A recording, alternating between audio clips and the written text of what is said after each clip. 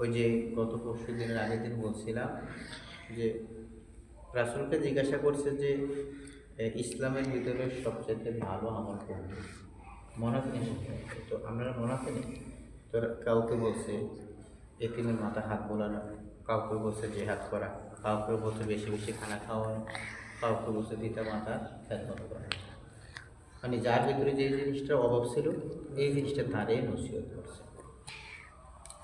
তো এখানে মাদ্রাসায় দান করবেন, মসজিদে দান করবেন, মাহফিলে দান করবেন, এতিম, অসহায়, দুস্থ, গরিব যারা আছে তাদেরকে দান করবেন। টাকার কারণে মানুষের বিবাহ স্বাধীন হচ্ছে না, তাদেরকে দান করবেন। টাকার কারণে মানুষ অনেক ঘরে অসহায় অবস্থা আছে, খাওয়া দাওয়ার ব্যবস্থা নেই, তারা খাওয়া দাওয়ার ব্যবস্থা করলেন। অর্থাৎ ইসলামের ভালো দিকগুলোতে আপনি দান করা মানে আল্লাহ রাস্তায় দান করা। তো অনেক টাকা পয়সা কোনো ব্যক্তির আছে, সে অনেক টাকা পয়সা আল্লাহ রাস্তায় দান করে।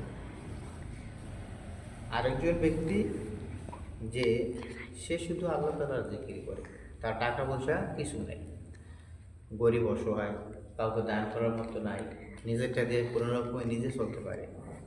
রাসূল আকরাম সাল্লাল্লাহু আলাইহি সাল্লাম বলছেন এই দুই ব্যক্তির ভিতরে আল্লাহর কাছে প্রিয় বান্দা সে যে আল্লাহ তাআলা জিকির করে, সে কি আল্লাহর কাছে প্রিয় বান্দা।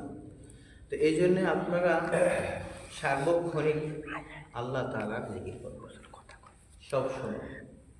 আপনারা কথাটা হয়তো একটু খারাপ শোনা যাবে বলতে যে পাকিস্তানে উইকেট কিপার সরফরাজ আহমদ, হ্যাঁ, কিন্তু কিপিনও করে আবার দেখবেন পিছিয়ে দাঁড়াদের এক ঠোঁট হতে আছে, হ্যাঁ, এই কোরআন হাফেজ কিপিনও করতে আছে, আবার সেই কোরআন শরীফও সেখানে দাঁড়াদাঁড়ে করতে আছে।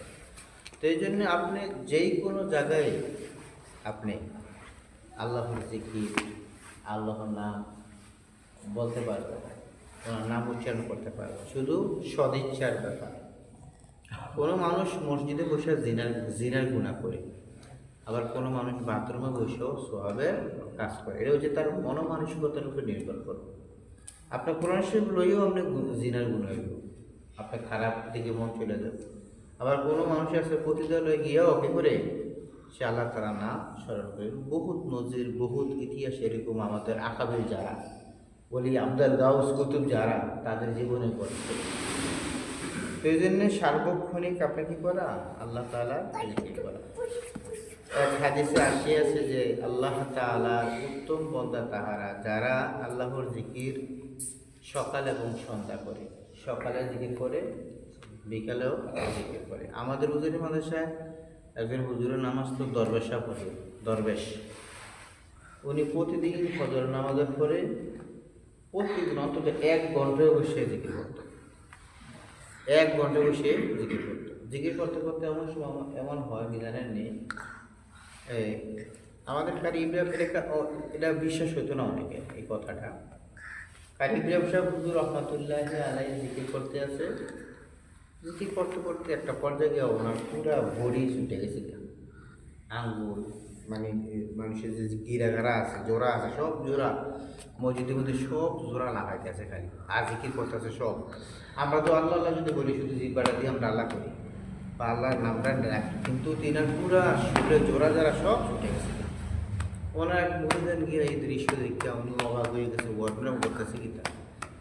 তো উনিও দেখছে যে একটা মানুষে দেখছে, তো উনিও আস্তে আস্তে আপনার জিকিরের গতি কমে আসছে। একটা পর্যায়ে সে আবার আগের মতো আবার মানুষ রূপে ফিরে আসছে। বলছে যে তুমি কি দেখছো? আমি দেখলাম এই অবস্থা, আপনি যে জিকির করতেছেন পুরো শরীরের পাট খুলে খুয়ে গেছে গামের, এটা কি তুমি? ওইটা তুমি বলো না কারো কাছে, আমি যতদিন বেঁচে আছি ততদিন কারো কাছে এটা বলো না। আমাদের যে মোকাম বাইরের যিনি পীর সাহেব ছিলেন, যাই বে জানেন এই ঘটনা, পীর সাহেব উনি ওই যে ওনার ওনার মোকাম বাড়ির পশ্চিম দিকে যে পুষ্কুনি আছে এই গাঁটলার ভিতরে ওনার পেট উনি নিজে কাটিয়া আঁতু জুড়ে সব বার করে তারপরে এই পুষ্কুনির মধ্যে এগুলো ধুইছে, ধুইয়া আবার আবার এবার পেট আবার ঠিক করছে। তারা এমন একটা পর্যায়ে পৌঁছে যায়, একটা পর্যায়ে গিয়া তাদের হাত আল্লাহর হাতে হয়ে যায়, তাদের জবান আল্লাহর জবান আছে, তাদের চক্ষু আল্লাহর চক্ষু হয়ে যায়। এটার একটা অর্থ আছে, এটার একটা অর্থটা কেমন যে আল্লাহর কি চক্ষু আছে, আল্লাহর কি হাত আছে, আল্লাহর কি পাওয়া আছে। তো আবার আল্লাহ দিয়ে করে যে আমার বন্ধা জিকির করতে করতে করতে করতে এমন একটা সময় পৌঁছে যায় যে আমার তার কথা আমার কথা হয়ে থেকে, তার হাত আমার হাত হয়ে থেকে। এটার অর্থ হচ্ছে সে জিকির করতে করতে এমন একটা মাকামে সে পৌঁছে গিয়া, ওই পর্যায়ে গিয়া সে যেই কাজটা করে এটা ভালোবাদে অন্য কোনো কাজ আর সে করে না। যেদিকে তাকায় সে নেকের দিকে তাকায়, বদের দিকে সে আর তাকায় না। তে যখন কোনো মানুষের জন্য বদদোয়া করে সেটা আল্লাহ তাআলার সাথে সাথে গ্রহণ করে। সে যখন কোনো মানুষের জন্য কি করে দোয়া করে, তখন আল্লাহ তাআলা সেটা সবসময় কী করেন, পুরা করেন। এটা হচ্ছে অর্থ। এটা এরকম না যে আল্লাহর হাত তার হাতে, এই অর্থটা এরকম না। একটা পর্যায়ে এমন এক পর্যায়ে সে পৌঁছে যে তার সম্পূর্ণ কথাবার্তা চাল চলন সব আল্লাহর হুকুমের ভিতরে থাকে। এটা ছিল অনেক কথা মূল্য বলছে কি আল্লাহর হাতগুলো বন্ধের হাত হয়ে গেছে, না এটা বস্তু। অনেক সময় আমরা বলি না যে দেখছেন হেবারির অমুকের জামাইটা পূর্ণিমা চাঁদের মতো সুন্দর, অনেকে বলে না চাঁদের থেকে আর বেশি সুন্দর। তো সে কি চাঁদের থেকে সুন্দর নেই? বাস্তবে সে তো আর চাঁদের থেকে সুন্দর না। এই সুন্দরটা বুঝেছে যে আসলে জামাইটা কি সুন্দর, আসলে জামাইটা সুন্দর। তো মানুষ একটা জিকির করতে করতে করতে করতে এমন এক পর্যায়ে পৌঁছে যে তার কথা আল্লাহর কথাই হয়ে যায়, মানে তে যেটা কয় আল্লাহ সেটাই গ্রহণ করেন, কবুল করেন। রাবিয়া বুসরি রহমাতুল্লাহি আলাই উনি ওনার মনিবের ঘর থেকে মনিবেরতে না কইয়া রাতের বেলা দেখে দিয়েছে বাড়ি গিয়া। সারাদিন কষ্ট, সারাদিন দেখা গেলে কষ্ট থেকে কাজ করায়। তো উনি হাঁটতে হাঁটতে হঠাৎ কইরা শুকনা জায়গার মধ্যে পইরা ওনার হাত ভেঙে গেছে। তো উনি আল্লাহরে বলতেছে যে তুমি আমার হাতের বাংলা, আমি কাজের ডরে দয়ে এসে গেলাম, তো তুমি আমার হাত ভাঙলে না মেয়ে বাংলা দেখিয়ে। তো ওনার উপরে এলহাম হচ্ছে, এলহাম আর ওহি এটার মধ্যে পার্থক্য কাছে যাইতে পাই। এলহাম আর ওহি, ওহি হলো যেটা আল্লাহর তরফ থেকে নবী এবং রাসূলের কাছে জিবরাইল আলাইহিস সালাম নিয়ে আসছেন। আর এলহাম ওই জিনিসটা যেটা মানুষের মনের মধ্যে চটফট করে একটা কথা এরম এরম এরম, এই কথাটা এরম এরম বুঝতে এমনি, মানে তার মন থেকে তার একটা কী করে একটা দিক নির্দেশনা দেয়। তো ওনার উপরে এলহাম আছে যে তুমি আবার তোমার মালিকের ঘরে ফিরে যাও, কারণ সে তো তোমার ক্রয় করে নিচ্ছে, তুমি তার সম্পদ। ক্রয় করে নিলে তো তুমি তার অন্য কারো সম্পদ না। তোমার যত বছরের জন্য সে ক্রয় করে নিছে সেই টাইমটা তুমি পুরো করে আসো। তারপর ওনার হাত হয়ে গেছে, বাধা হয়ে গেছে। সে রাবিয়া বুসরি রহমাতুল্লাহ জীবনে কখনো কোনোদিন সে বিবাহ মোশন নেই। তিনি যখন কবরস্থ হয়েছে, কবরে শোয়ানোর পরে ফেরেশতারা জিজ্ঞাসা করছে মা রব্বুকা ওমান দীনুকা ওমান নাবিয়ুকা। রাবিয়া বুসরি কয় আপনার কি থাকুন, কয় আপনার আল্লাহকে, আপনার ধর্মকে, আপনার নবীকে। আমার এই প্রশ্ন আমরা করেন কহ, আমরা কোথেকে আইসি? আমরা তো আসমান থেকে আসি, আল্লাহ তাআলার কাছ থেকে আসি। কত এই কবর থেকে আল্লাহ পর্যন্ত কত দূর দূরে, অনেক দূরে, এটা যাওয়া সম্ভব না। অনেক অনেক অনেক। আর আমি কোথেকে আসি?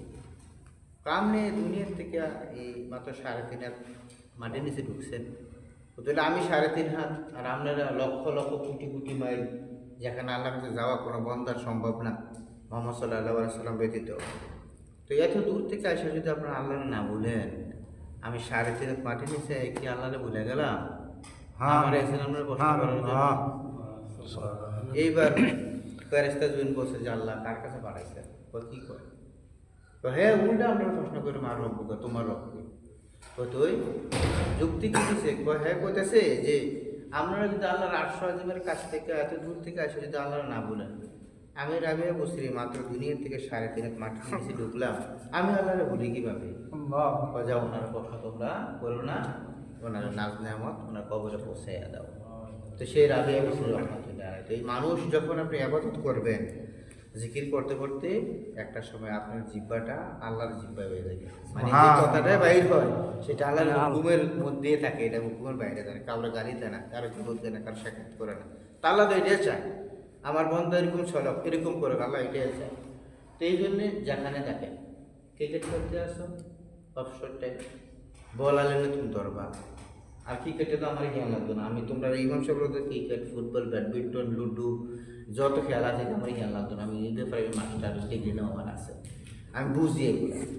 টিকিট খেলতে আসো তুমি সাল্লাল্লাহু আলাইহি সাল্লাম করো, বলটা তো সবসময় তো তোমার কাছে চাইবো এমন তো না। তুমি লেগে দাঁড়াচ্ছো অফসারে বল গেছি তো তুমি অন্তত 2 মিনিট তুমি ফ্রি এটা করো।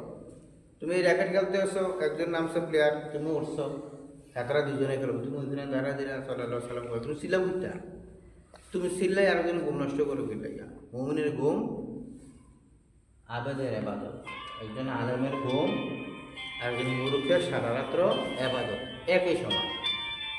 একটা মূর্খ ব্যক্তি তার দিনই কোনো জ্ঞান নেই, সে ঘুমায়, সে সারা রাত দাঁড়াই আবাদত করতেছে। আর যিনি জানেন শরীয়ত তরিক থাকিব, যিনি জানেন সে ঘুমাইতেছে, তার সারা রাত্র নামাজ পড়ে যে সওয়াব পাইব উনি ঘুমাই এই সওয়াব পাইব। কেন? সেটা জানে, সেটা বোঝে, সেটা মানে। তো এই জন্যে যেখানে থাকো, যেখানে থাকেন আপনারা সার্বক্ষণিক আল্লাহ তাআলার নাম, আল্লাহ তাআলাকে নেবেন, আল্লাহ তাআলার নাম স্মরণ করবেন। এই জিকিরের ব্যাপারে আরেকটা হাদিস আছে। আসসালামু আলাইকুম, রাসূল আকরাম সাল্লাল্লাহু আলাইহি ওয়াসাল্লাম আল্লাহ তাআলাকে বলেন যে আল্লাহ আমার উম্মতরে যে আপনি এই সামান্য কয়েকটা নাম দিলেন আপনাকে ডাকার জন্য, আর পরে বেশি নাম যদি দিতেন যদি আমার উম্মতদের বেশি বেশি ডাকতেন। তো আল্লাহ তাআলা বলছে যে আমি আপনার উম্মতদেরকে এমন একটা নাম দিছি, আমার এমন একটা সিফাতের নাম দিছি যে নামটা একবার লওয়া মানে আমার 3000 সিফতের নাম লওয়া একই সমান। অর্থাৎ কোন ব্যক্তি যদি আল্লাহর 3000 সিফতের নাম আছে, একটু বাকি কথা, আল্লাহ তাআলার কয় হাজার নাম আছে? 3000। 1000 নাম দিছে আপনার পশু পাখি তৃণলতা, তারা শুধু এই নামে ডাকবে। এই জন্য দেখবি সাজি কাউয়া ডায় একরম, দুলে একরম, ময়না একরম, টিয়া একরম, শরীফাকি একরম, টুনটুনি একরম, এক একজনের এক একটা সুর। আল্লাহ তাআলা এক একজনের এক এক সুর দিছে, মানে এই সুরে এই শব্দটা দিয়ে তোমরা আমাকে ডাকবা। এরকম পশু পাখি, হাতির এক সুর, বান্দরের এক সুর, কুত্তার এক সুর, বিলাইয়ের এক সুর, তাদেরকে আল্লাহ তাআলা 1000 নাম দিয়েছে যে তোমরা শুধু এই 1000 নাম দিয়ে আমি আল্লাহ তাআলাকে স্মরণ করবা। তাহলে আর বাকি রইল কত? 2000। আর 1000 নাম দিয়েছে আল্লাহ তাআলার নবী এবং রাসূলদেরকে যে আপনারা এই নাম দিয়ে আমাকে ডাকবেন। তাহলে কত রইল? আর 1000 নাম রয়েছে। আর 900 নাম দিছে জিন জাতিদেরকে যে তোমরা এই নাম দিয়ে আমাকে ডাকবা। আর 99টা নাম দিছে উম্মতি মুহাম্মদী উম্মতদেরকে যে তোমরা শুধু এই 99 নাম দিয়ে আমাকে ডাকবা। এই জন্য আমরা বলি যে আল্লাহ তাআলার 99 নাম ওই যে এখানে নাই, অন্য জায়গার মধ্যে লেখা থাকে আলিম, সাত্তার, কারিম, জাব্বার, রহমান, রহিমের নাম থাকে। তো এগুলো দিয়ে আল্লাহ তাআলাকে ডাকার জন্য আল্লাহ তাআলা বলছেন। তো রাসূল বলছেন যদি 3000 নাম দিতেন তাহলে 3000 নাম দিয়ে আমার উম্মতে আপনাকে ডাকতো, 3000 সওয়াব হইতো। আল্লাহ তাআলা বলছে আমার দোস্ত, আমি আপনাকে যেরকম মহব্বত করি আপনার উম্মতকে আমি মহব্বত করি। আমি আপনার এই 99 নামের মধ্যে এমন একটা নাম দিছি যে নামটা একবার লইব তার পিছনের সমস্ত গুনাহ আমি আল্লাহ তাআলা মাফ করে দেব। ওই নামটা হলো আল্লাহ।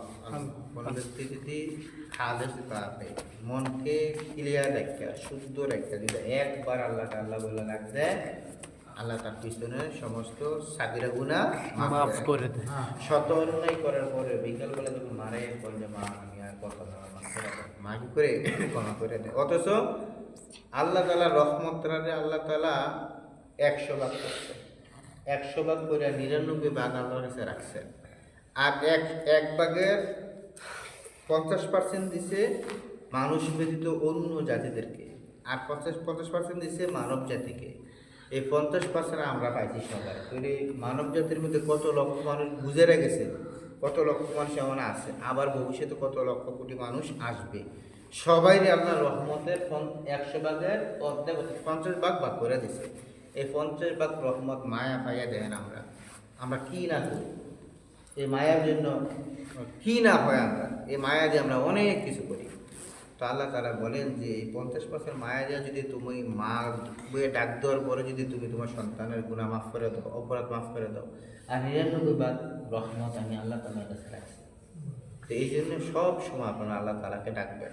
বেশি করে আল্লাহ আল্লাহ শব্দটা বেশি বেশি করে স্মরণ করুন। আল্লাহ তাআলা বলেন ফাযকুরুনি আযকুরুকুম ওয়াশকুরুলি ওয়ালা তাকফুরুন। তোমরা যদি আমাকে স্মরণ করো আমিও তোমাদেরকে স্মরণ করব। তোমরা যদি আমাকে স্মরণ করো আমিও তোমাদেরকে স্মরণ করব। এই স্মরণের অর্থ হচ্ছে আমি আল্লাহ আল্লাহ কইরাম, আল্লাহ বন্ধা বন্ধা করবে না। আমি যখন আল্লাহকে আল্লাহ করে ডাকবো আল্লাহ তাআলা রহমত বরকত মাগফিরাত দিয়ে আমাদেরকে স্মরণ করবেন। আল্লাহ তাআলা আমাদের সকলকে এই কথাগুলোর উপরে আমল করার তৌফিক দান করুক। সকলে বলে না আমিন। আলহামদুলিল্লাহি রাব্বিল আলামিন ওয়াসসালাতু ওয়াসসালামু আলা রাসূলিল কারীম ওয়া আলা আলিহি ওয়া সাহবিহি আজমাইন।